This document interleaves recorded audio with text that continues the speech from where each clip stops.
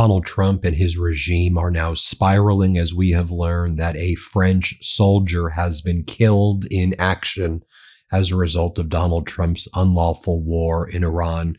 As we reported earlier, an Iranian drone attack wounded 6 French soldiers at the joint Peshmerga French base in Makhmur in northern Iraq in the Erbil region. And now we know that one of those soldiers has been killed. French President Emmanuel Macron made the solemn announcement moments ago that Chief Warrant Officer Arnaud Frion of the 7th Battalion died for France during an attack in the Erbil region of Iraq.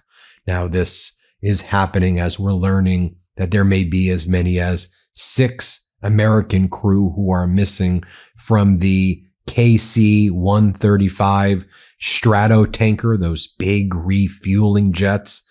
There was an incident that occurred over western Iraq. We don't really have any information of what went down. The Trump regime claims that it did not involve friendly fire or hostile fire, although people with sympathies to the Iranian regime claim that they had something to do with it. The United States regime, the Trump regime, claims that it's now doing a search and rescue mission for these 6 service members.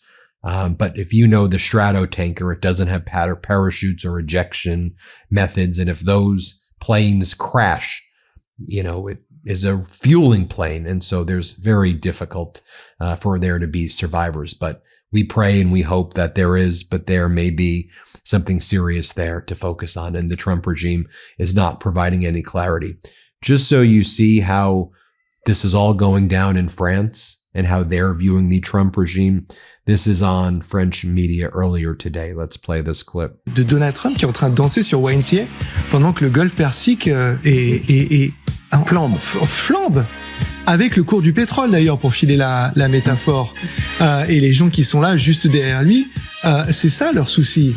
C'est le cours du pétrole. Now, the Iranian Revolutionary Guard Corps is also saying that it struck the 5th Fleet U.S. headquarters in Bahrain, which appears to be accurate because we see it burning.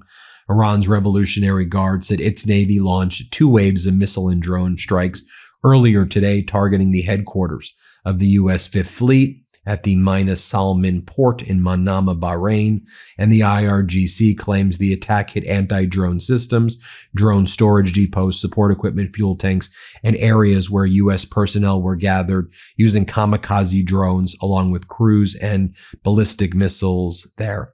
And a new report from CNN this evening is talking about how the Pentagon and National Security Council significantly underestimated Iran's willingness to close the Strait of Hormuz in response to U.S. military strikes while planning the ongoing widespread strike operation against Iran, multiple sources told CNN. Top officials within the Trump regime claim that they never thought the Strait of Hormuz would be closed because they thought it would hurt Iran more than it would hurt the U.S., so that Iran would never do it. But actually, Iran's been able to move its oil out of the strait. Same thing with China, out of the Strait of Hormuz.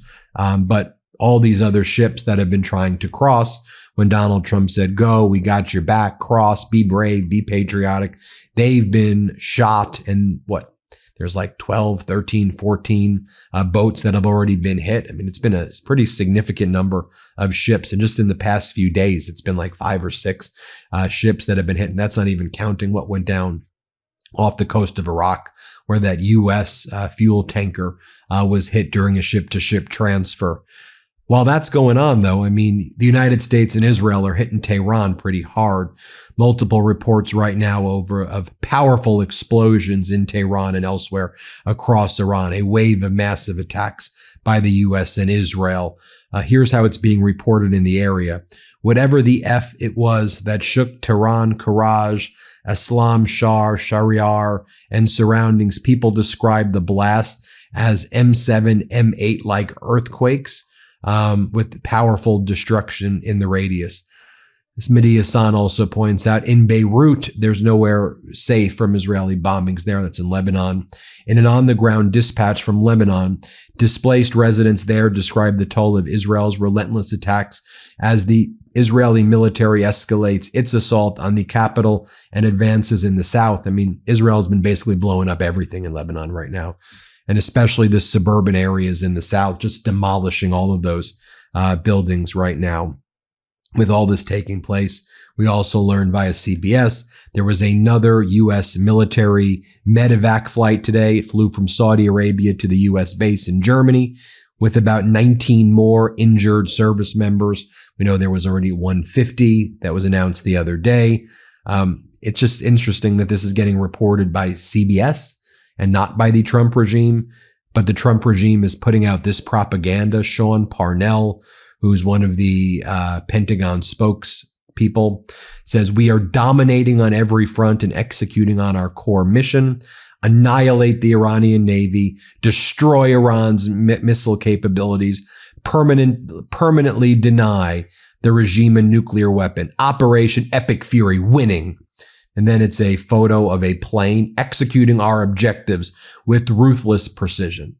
Like, you're posting that while we have 6 service members missing from a plane crash involving the KC-135 Stratotankers. You think I think what the American people probably want is truthful updates about where our service members are versus this just juvenile propaganda at this point. Some other notes, it's Jennifer Jacobs. She's been doing a good job reporting. Give her some credit. The U.S. is expanding relief of Russian oil sanctions to soothe oil markets, allowing more countries now to purchase Russian crude already in transit. We removed the sanctions from India. Now we are allowing more nations to buy from Russia. Pretty despicable stuff right there. And that's not lowering the cost of oil. It's just showing panic in the market.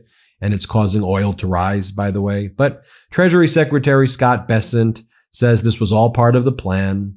Trust the plan. He knew this was going to happen. He said the Strait of Hormuz, everybody knew would be closed.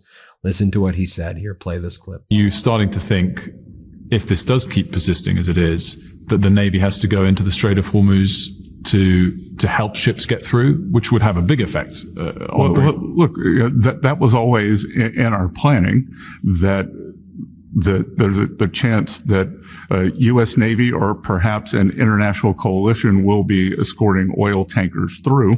There are, in fact, tankers coming through now, Iranian tankers, I believe some Chinese flag tankers have come through. So we know that they have not mined the straits.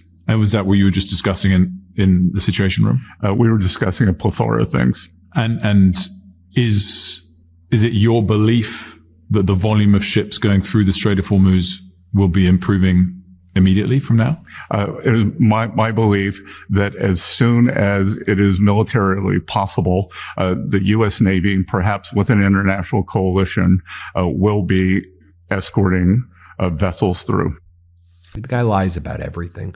Also in that same interview, Bessent said absolutely not when asked by Sky News on Thursday whether there was any price at all that could cause him to confront Trump and say the Iran war was no longer affordable.